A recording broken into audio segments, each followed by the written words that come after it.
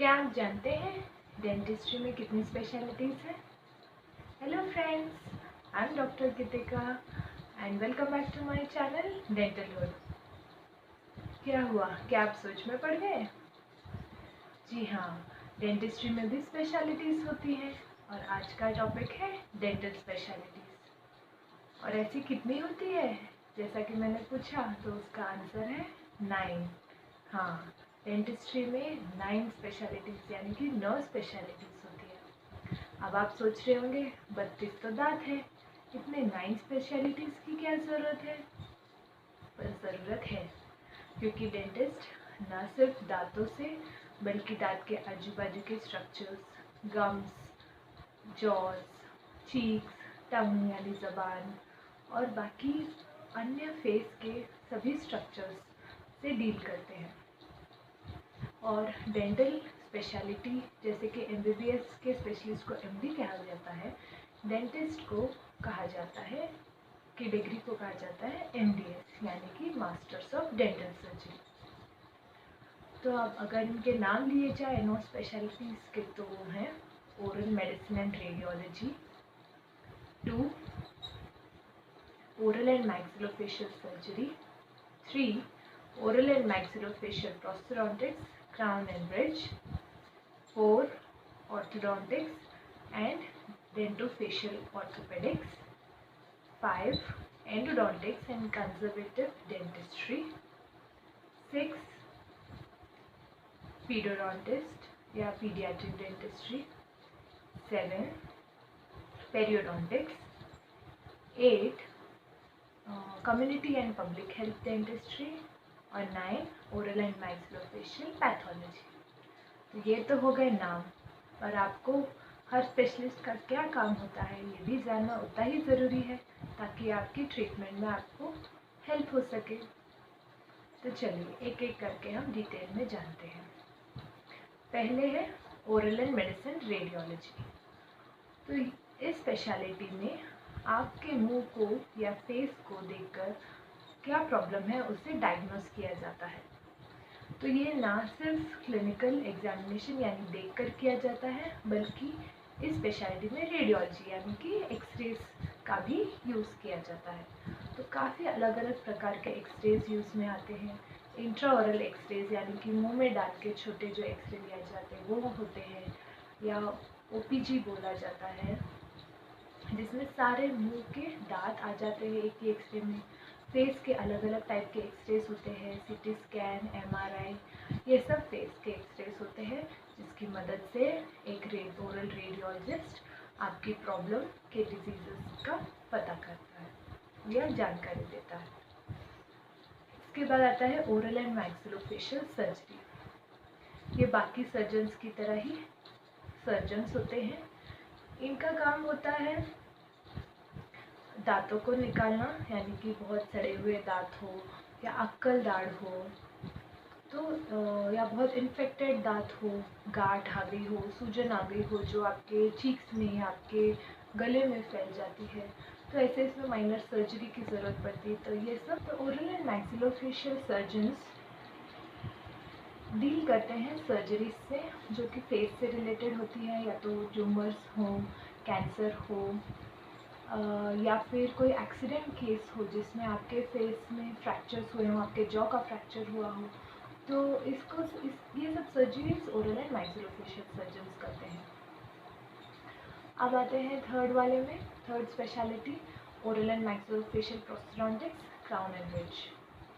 तो ये स्पेशलिस्ट होते हैं जो कि आपके मिसिंग टीथ को रिप्लेस करते हैं, जिसे कि प्रोस्थेसिस कहा जाता है। तो ये प्रोस्थेसिस या जो आपकी जो मिसिंग टीथ रिप्लेस होते हैं वो या तो फिक्स्ड होते हैं या रिमूवेबल। अगर फिक्स्ड होते हैं तो वो टीथ का सपोर्ट लेके फिक्स्ड बिठाए जाते हैं, या फिर इम्प्लांट यानी कि आपके बोन में स्क्रू डाल के उसके सपोर्ट से आपके दांत बिठाए जाते हैं। तो ये सिंगल दांत हो सकते हैं, मल्टीपल दांत हो सकते हैं, टूथ सपोर्टेड हो सकते हैं, या फिर रिमूवेबल यानी कि निकालने बैठाने वाले हो सकते हैं। अब इसमें भी आ गया नाम oral and maxillofacial.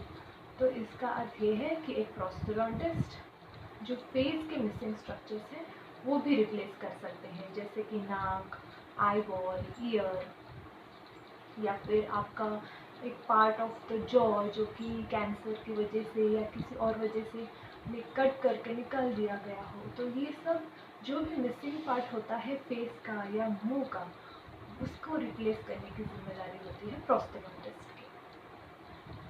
Fourth one, orthodontics and dentofacial orthopaedics. आपने क्लिप्स और ब्रेसेस का नाम तो सुना ही होगा, या आपने आपके बच्चों की ट्रीटमेंट भी करवाई होगी। तो ये जो ट्रीटमेंट होती है ये की जाती है एक ऑर्थोडोंटिस्ट से। तो ऑर्थोडोंटिस्ट का काम होता है टेढ़े मेढ़े दांत या सामने आए हुए दांत या क्रॉस में हुए दांत या बहुत आगे पीछे हो दांत, तो इन सब प्रॉब्लम्स को सॉल्व करना, यानी कि उनका ट्रीटमेंट करना। आई मीन जैसे क्लिप लगा के ये सब दांत अपनी प्रॉपर पोजीशन में, जो कि आपका फेस दिखने में अच्छा हो, आपके दांत प्रॉपर अलाइनमेंट में हो, ये सब ट्रीटमेंट एक ऑर्थोडोंटिस्ट करता है। अब इसमें भी आ गया नाम डेंटोफेशियल ऑर्थोपेडिक्स। जब आपके बच्चे ग्रोइंग एज के होते हैं 8 to 10 या 11 ईयर्स की एज में, जब उनकी जॉस की ग्रोथ होती है, अगर इस ग्रोथ में कुछ एबनॉर्मैलिटी हो, या तो ज़्यादा ग्रो हो रहे हो, फास्ट ग्रो हो रहे हो, या कम ग्रो हो रहे हो, उनकी मतलब जो रेट ऑफ ग्रोथ होते हैं वो अगर कम ज़्यादा हो, या उन्हें टंग हैबिट हो या थम सकिंग हैबिट हो, तो इस एज में एक ऑर्थोडोंटिस्ट अप्लायंस देके इस प्रॉब्लम को कम करने की कोशिश करता है। वो जो ग्रोथ होता है उसको अल्टर करने की कोशिश करते हैं ताकि फेस का जो शेप है वो चेंज ना हो। तो ये हो गए ऑर्थोडोंटिस्ट। नेक्स्ट है एंडोडोंटिस्ट एंड कंजर्वेटिव डेंटिस्ट्री। ये तो डे टू डे प्रैक्टिस में बहुत ही इम्पोर्टेंट होते हैं। अब जैसे कि आपके दांत में कीड़ लग गई है, अगर कीड़ थोड़ी सी हो तो उसको हम निकाल के उसमें फिलिंग कर देते हैं, तो ये आ जाता है कंजर्वेटिव डेंटिस्ट्री में। यानी कि आपके दांत को कम से कम ट्रॉमा करके या कम से कम घिस कर कट कर कर हम वो कीड़ को साफ करके उसे भर देते हैं, जिसे फिलिंग कहा जाता है।